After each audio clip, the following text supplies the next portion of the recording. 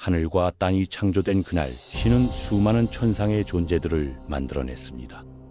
천사, 대천사, 그룹들이 하늘을 가득 채웠죠. 그 중에서도 유독 눈부신 존재가 있었습니다. 바로 루시퍼였습니다. 그는 신이 창조한 가장 완벽한 피조물이었고 그 아름다움과 지혜는 다른 천사들을 압도했습니다. 하지만 완벽함은 때로 독이 됩니다. 루시퍼는 자신의 완벽함에 도취되어 교만이라는 치명적인 죄에 빠져들었죠. 그는 자신이 신과 동등하다고 여기기 시작했고 급기야 하늘의 왕좌를 넘보게 됩니다. 이것이 천국 역사상 가장 비극적인 반란의 시작이었습니다. 루시퍼는 교묘한 말로 천사들의 3분의 1을 자신의 편으로 끌어들였습니다.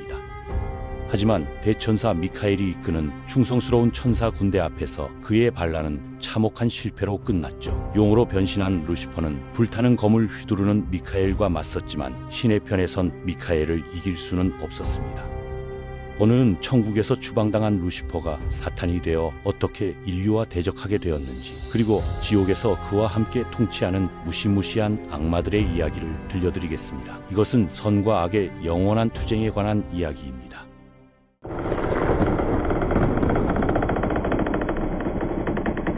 천국에서 패배한 루시퍼와 그의 추종자들은 땅으로 추락했습니다. 지옥에 갇힌 그들은 더 이상 아름다운 천사가 아니었죠. 특히 루시퍼는 가장 가혹한 형벌을 받았습니다. 한때 천상에서 가장 아름다웠던 그는 추악한 사탄으로 변모했습니다. 하지만 패배했다고 해서 사탄이 복수를 포기한 것은 아니었습니다. 그는 신에게 직접 대항할 수 없다면 신이 가장 사랑하는 창조물인 인간을 타락시키기로 결심했죠. 신의 형상과 모습대로 만들어진 인간이야말로 가장 완벽한 복수의 표적이었습니다. 사탄은 뱀의 모습으로 에덴 동산에 침투했습니다. 그곳에서 그는 순진한 이브를 찾아냈죠. 한때 천사들을 속였던 그 교묘한 혀로 그는 이브에게 금단의 열매를 권했습니다. 결국 이브는 유혹에 넘어갔고 아담도 함께 열매를 먹었습니다. 이것이 원죄의 시작이었습니다. 인류 초의 부부는 낙원에서 쫓겨났고 그들의 모든 후손은 죄의 굴레를 지게 되었죠. 사탄은 첫 번째 승리를 거둔 셈이었습니다. 그 이후로 그는 쉬지 않고 인간을 신으로부터 멀어지게 만들기 위해 온갖 수단을 동원하고 있습니다. 그런데 흥미롭게도 고대 유대 신화에는 이브 이전에 또 다른 여성이 있었다는 이야기가 전해집니다. 바로 릴리스입니다. 성경에는 나오지 않지만 중세 문헌에는 그녀에 관한 기록이 남아있죠. 릴리스는 이브처럼 아담의 갈비뼈가 아니라 흙에서 만들어졌습니다. 아담과 똑같은 방식으로 창조되었기에 그녀는 자신이 아담과 동등하다고 생각했죠. 그래서 남편의 명령에 복종하기를 거부했습니다.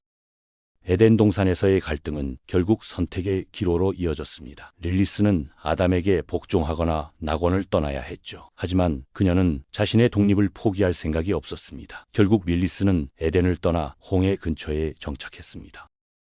신은 천사들을 보내 그녀를 설득하려 했지만 실패했습니다. 릴리스가 신에게 등을 돌리자 그녀는 악마화되었죠. 이제 그녀는 여성 형태의 악마로 여겨지게 되었고 신생아에게 질병을 일으키는 존재로 두려움의 대상이 되었습니다. 일부 전승에 따르면 릴리스는 에덴에서의 행복한 삶을 질투했다고 합니다. 그래서 뱀의 모습으로 변해 이브를 속여 금단의 열매를 먹게 만들었다는 거죠. 결국 아담과 이브도 낙원에서 쫓겨나게 되었다는 이야기입니다. 릴리스의 신화는 메소포타미아, 바빌로니아, 수메르 문화에서도 발견됩니다. 때로는 사악한 신으로, 때로는 달과 연결된 다산의 여신으로 묘사되죠. 그녀의 이미지는 시대와 문화에 따라 다양하게 변화했습니다. 흥미롭게도 현대 페미니스트 운동은 릴리스를 최초의 페미니스트로 재해석하고 있습니다. 가부장제에 저항한 강인한 여성으로서 부당하게 악마화되었다는 시각이죠. 이는 릴리스의 이야기가 여전히 현대적 의미를 갖는다는 것을 보여줍니다. 성경 예언에 따르면 종말이 다가올 때 적그리스도가 나타난다고 합니다. 사탄의 아들인 이 존재는 여자의 자궁에서 태어나 반은 인간, 반은 악마인 모습으로 세상에 올 것입니다. 그는 최후의 심판이 올 때까지 사람들 사이에 위장하고 있을 거라고 하죠. 저 그리스도를 알아보기란 쉽지 않을 겁니다. 그는 악의 징표를 드러내지 않을 테니까요. 오히려 가장 선한 행위로 사람들을 속일 것입니다. 그의 진짜 목적은 신의 창조물을 파괴하는 것이지만 그것을 철저히 숨길 거죠. 저 그리스도는 늘어나는 영향력으로 천국이 존재하지 않는다고 사람들을 설득할 겁니다. 천국이 없다면 지옥도 없다는 논리로 신앙이 약한 이들을 타락시키겠죠. 지옥을 두려워하지 않는 자들은 악마의 유혹에 쉽게 넘어갈 테니까요. 그는 뛰어난 지적 능력과 연설 실력을 가진 카리스마 넘치는 인물이 될 것입니다. 전례 없는 정치적 수완으로 권력을 장악하고 새로운 종교까지 창설할 거라고 합니다. 이 종교는 예수를 메시아로 부인하고 적그리스도 자신을 진정한 메시아로 선언하겠죠. 일부는 악마의 영향력이 로마 교황청까지 침투할 것이라고 경고합니다. 어린 양처럼 보이지만 실은 늑대인 존재가 교회를 장악해 신의 말씀을 왜곡할 거라는 겁니다. 적그리스도는 기적처럼 보이는 속임수로 사람들을 현혹할 것입니다. 그의 권세가 절정에 달했을 때 그는 추종자들에게 짐승의 숫자 666을 표시하게 할 것입니다. 그때 예수가 재림해 아직 유혹에 굴복하지 않은 영혼들을 부르시고 세상의 종말이 시작된다고 예언은 말합니다.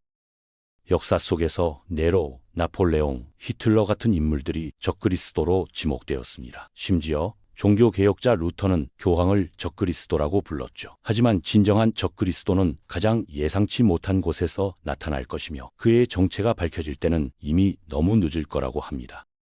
구약 성서는 바다 깊은 곳에 사는 거대한 생물에 대해 말합니다. 리바이어던이라는 이름의 이 괴물도 신의 창조물 중 하나였습니다. 욥기에는 신이 직접 이 괴수를 묘사하는 장면이 나오죠. 리바이어던은 거대한 바다용처럼 생겼습니다. 그를 마주친 사람은 누구나 공포에 질릴 수밖에 없죠. 그의 비늘은 방패처럼 단단해서 공기조차 틈새로 들어갈 수 없습니다. 입에서는 불이 나오고 코에서는 연기가 뿜어져 나옵니다. 이 짐승이 일어서면 가장 강한 자도 겁에 질려 도망칩니다. 칼, 창, 화살 같은 무기는 아무 소용이 없죠. 그의 가슴은 가장 단단한 돌보다 견고하니까요. 지상의 그 어떤 것도 리바이어던의 힘과 비교할 수 없습니다.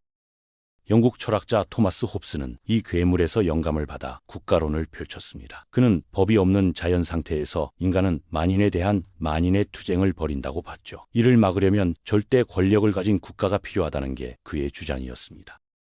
지옥에는 죄인의 영혼만 있는 게 아닙니다. 악마들도 함께 그곳에 거주하죠. 특히 7가지 대죄와 연관된 7명의 지옥 왕자들이 있습니다. 이들은 지옥에서 가장 강력한 존재들입니다. 벨페고르는 게으름의 악마입니다. 한때 보우페오르라는 대천사였지만 루시퍼의 반란 때 어느 편도 들지 않았죠. 그의 무기력함이 배신으로 간주되어 지옥에 떨어졌습니다. 아자젤은 분노의 죄를 나타내는 악마입니다. 타락한 천사였던 그는 지상의 여자와 결합해 네피림이라는 거인족을 낳았죠. 이들이 땅을 더럽혀 대홍수로 쓸려 나갔다고 합니다. 마몬은 탐욕과 인색함의 악마입니다. 원래 기독교 이전의 신이었다가 악마적 존재가 되었죠. 예수는 돈 숭배를 마몬의 모습으로 의인화하며 비난했습니다. 사람은 신과 마몬을 동시에 섬길 수 없다는 거죠. 바알세붑은 폭식의 죄와 연관됩니다. 파리의 왕이라고도 불리는 그는 루시퍼 다음으로 강력한 악마 중 하나입니다. 그의 끝없는 굶주림은 모든 것을 삼켜버리는 무자비한 포식자를 만들어냈죠. 아스모데우스는 정욕의 악마입니다. 그는 원래 죄악의 도시 소돔의 왕이었습니다. 주민들을 타락으로 이끈 그는 신의 진노로 도시가 파괴된 후 지옥에 떨어져 악마가 되었죠. 리바이어던은 질투의 죄와 관련된 바다의 괴물입니다. 그 엄청난 힘은 사람들의 마음에 공포를 심어줍니다. 욥기에 묘사된 이 생물은 물의 용처럼 무시무시한 모습을 하고 있죠. 마지막으로 가장 유명한 지옥의 왕자는 루시퍼입니다. 교만의 죄를 상징하는 그는 모든 천사 중 가장 아름다웠습니다. 하지만 그 완벽함이 오히려 교만을 낳았고 결국 신에 대한 반역으로 이어졌죠.